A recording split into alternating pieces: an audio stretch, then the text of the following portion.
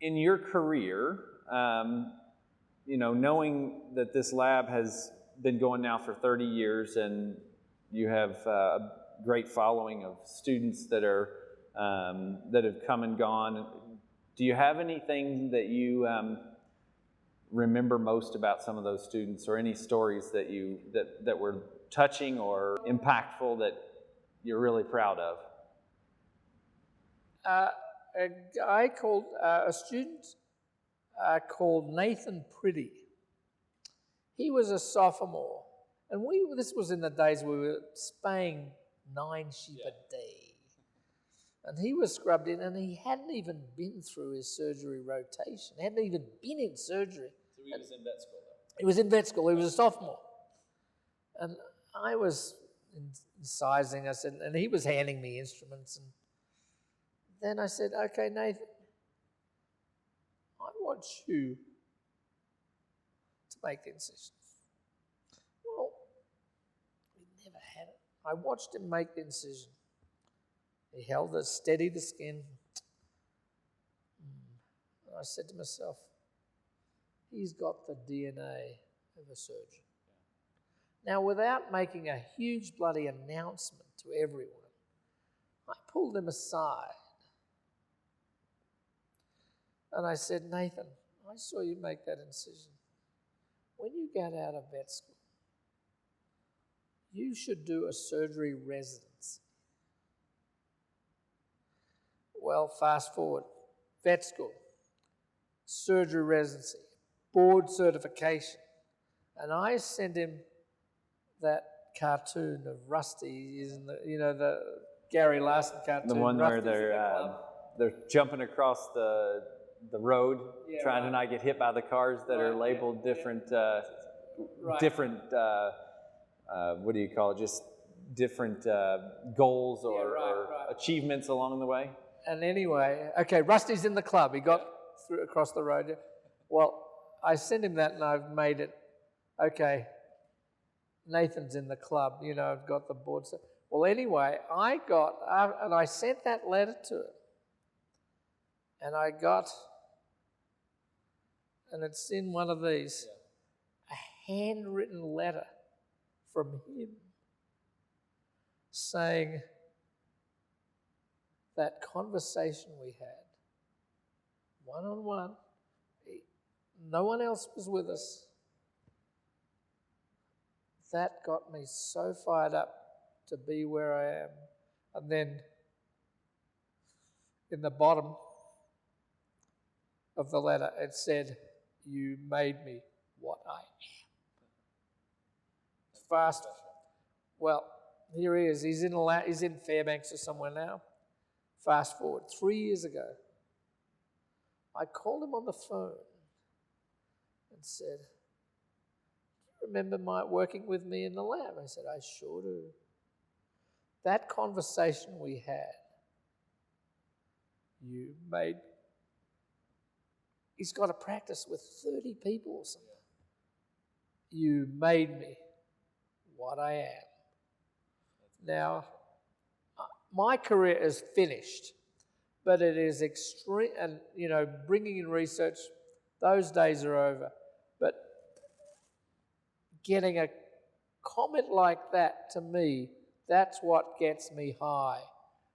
Getting other careers to go where they go.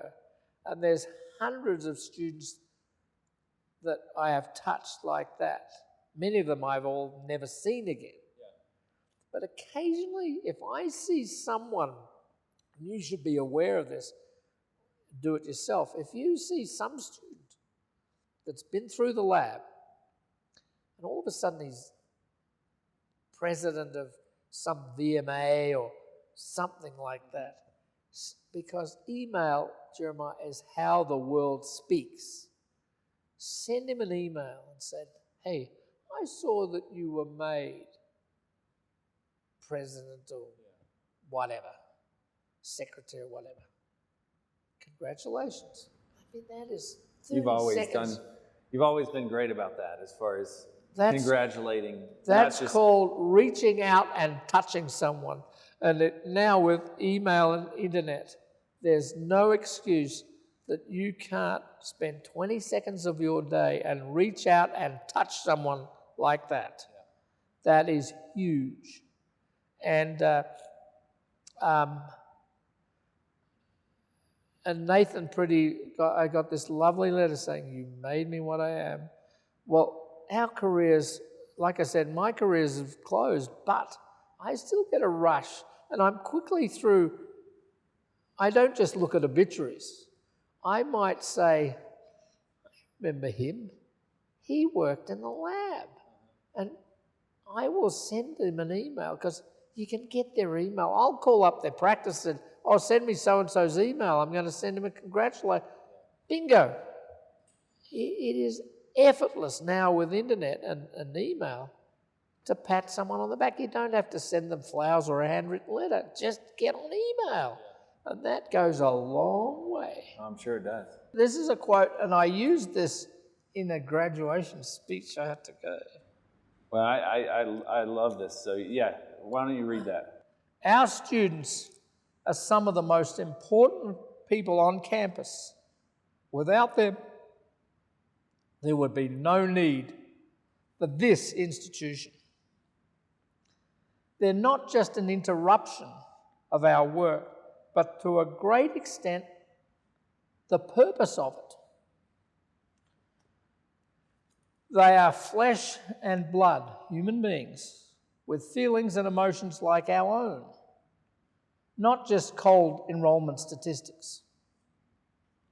In reality, less dependent on us as we are on them. We are not doing them as much a favour working with them as they are giving us the opportunity to do so. They are not just tolerated while we do our thing, they are our thing. That's what I remember most about that. I thought that was great. Well, yeah, I loved that when you read that to me when we had dinner one night. I've got, the people that passed the boards, and I'm very quick to congratulate them on that. Now, I've tabbed a few things here.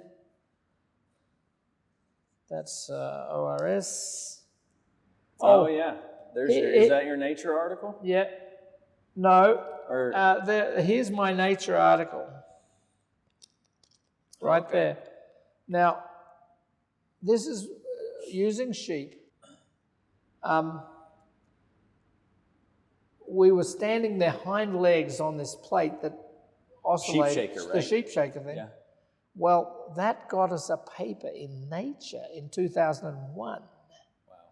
In 1953, Watson and Crick had a paper in Nature about DNA, the double helix. And the double helix, the best description I've seen, it's like taking a ladder and spiraling around a tree. That's what it looks like. Well, 48 years later, I was in the same journal as Watson and Crick. I bet that was pretty neat. I was in good company. I but bet. Everyone knows about DNA shit. You can read about it in the newspapers. Yeah. So that the paper, the one that you were in Nature for, that was the what was that study on? Remind me. We stand the hind legs. Okay. And you know when a car is idling at a stoplight, touch the car, you can feel the slightest vibration. Well, we were subjecting the hind legs of these sheep to this very high intensity, low force vibration. And we were increasing their bone density. Oh, wow. And that has a huge implication for women with osteoporosis. And they could stand on this at home when they did their teeth in the morning and have 30 seconds and increase the bone density in their proximal femur. And that got on the market. That's the paper that made it there, huh? And that's the paper that got it there. Here we right go. there. Right there. And who was that with? With Clint Rubin. Clint Rubin? Clint Rubin from New York, and a bunch of other guys. And there's the bone density there. That gets back to an important quotation we have here on campus. I know which, yeah. What's Tell us that? one. Okay. There's a lot of stuff I have done. I could never have done it on my own. And just like Sir Isaac Newton said, I was able to see farther than others because I stood on the shoulders of giants, and these were two giants. I stood on the shoulder. That's how I got a paper in Nature. And when I got these awards, in Australia and that with the honorary degree, they said, oh, and by the way, he had a 2001 paper in Nature. I didn't know it was that big a deal. But then I look back, Watson and Crick, I think I was in good company. So who were some giants other than Clint Rubin? Oh, well, there was a few giants in Australia while I was going through vet school. Yeah. Some who pulled me aside and said, you should do a surgery residency. But there was a few back here in the States, like O.R. Adams, Garp. There was a few here in the States. I could go on. I'm just blanking on who else there would be. But there were some others that I could. So while you're on the topic of O.R. Adams, I want you to tell me the story about O.R. Adams and the biker in the. He was doing a lameness exam in where the old hospital was. Yeah. And that's when there were students everywhere. It was crazy having the vet there, and he was trotting a horse. And Adams, he was trotting a horse that was lame, and he had his health testers. And he said, stop that bicycle. I'm looking at a horse. If you ride that bike past me, I'll be annoyed. And the guy just motored past this horse. I don't know what the horse did. He threw that big-ass piece of hoof testers into the spokes, into his bike, and brought him down. And these were... You don't see that. You don't see that anymore. Another thing you could say, he was terribly conservative. You ever heard this one? I don't think And so. he didn't allow anyone with a beard or mustache in the OR because he thought that would cause infection. And students that were coming on his rotation, they would shave. And, and then I said to him one day, this was when earrings were just starting, I said, Dr. Adams, there's a student coming on your rotation that has an earring, which nowadays is nothing. Yeah. He said, if he comes onto my rotation with that earring, I'll pull it down and hook it on his big toe. O.R. Adams was very, very conservative, and he wore a tie, everything. He'd be out there, not in surgery, obviously, but he'd be out there jogging, and he'd have a tie on. And that's another thing that I think I've talked about. I'm very conservative.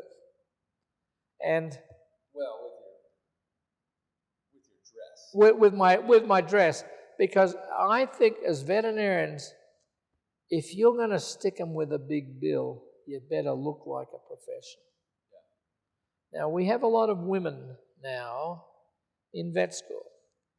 They wouldn't want their OB-GYN or their doctor to come in flip-flops and shorts and a T-shirt to examine them if they walked into their office.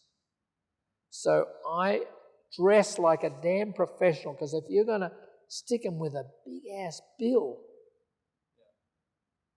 you're more likely to get away with it if you look like a doctor.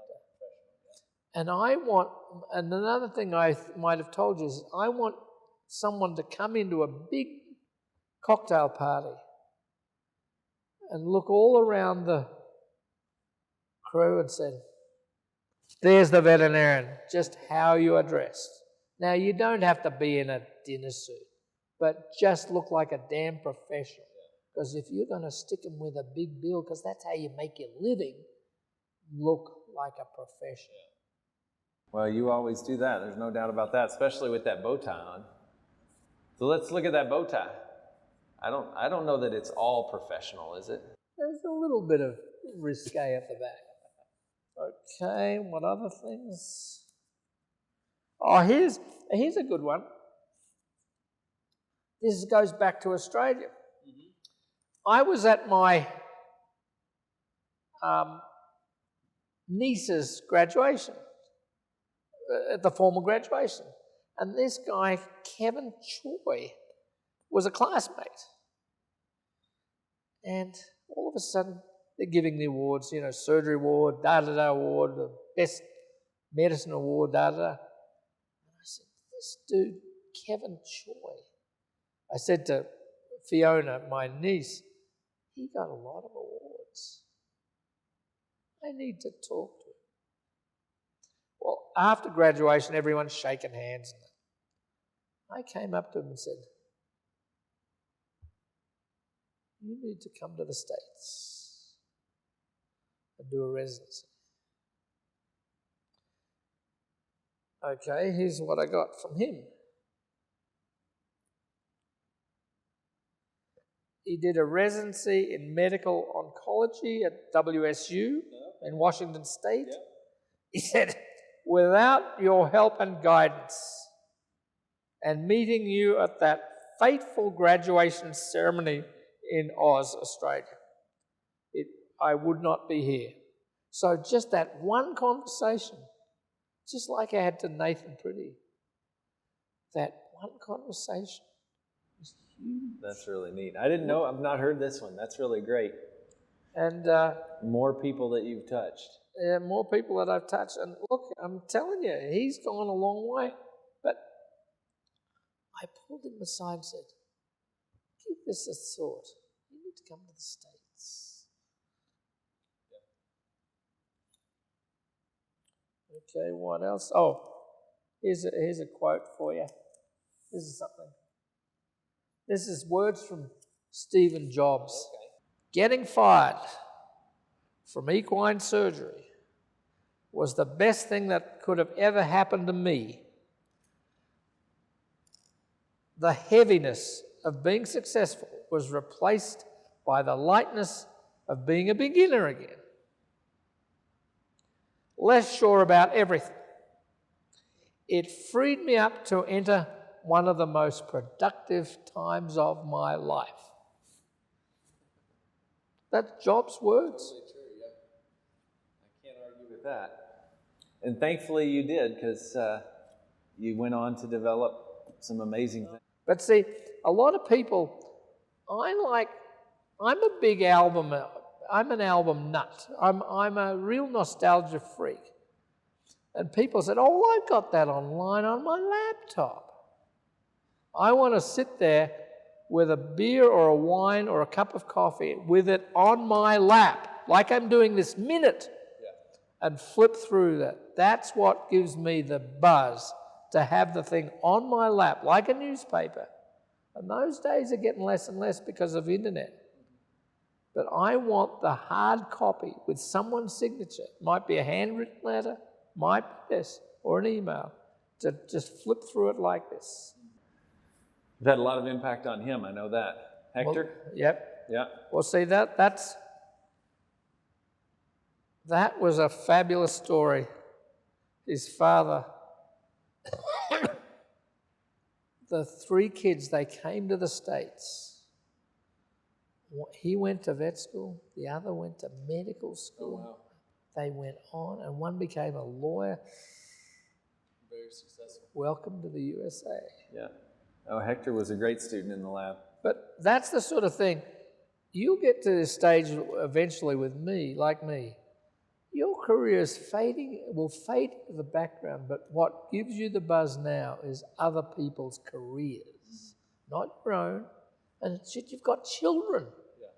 They're going to become a major thing. Well, without children, my children went to vet school, and I went we never have children, but it's like I had students. The students were my children, which sounds a little bit corny, but I didn't have to pay for their education, and they went home at 5 o'clock, but they still gave me a buzz like you've just seen here with their achievements. Now, some of them I'll never see again in my life, but if I see someone who I think who worked for the lab who I knew get on email, that's how the world speaks, and say, hey, I saw you were made president of, or whatever.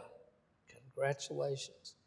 30 seconds of your time and a big rush from them.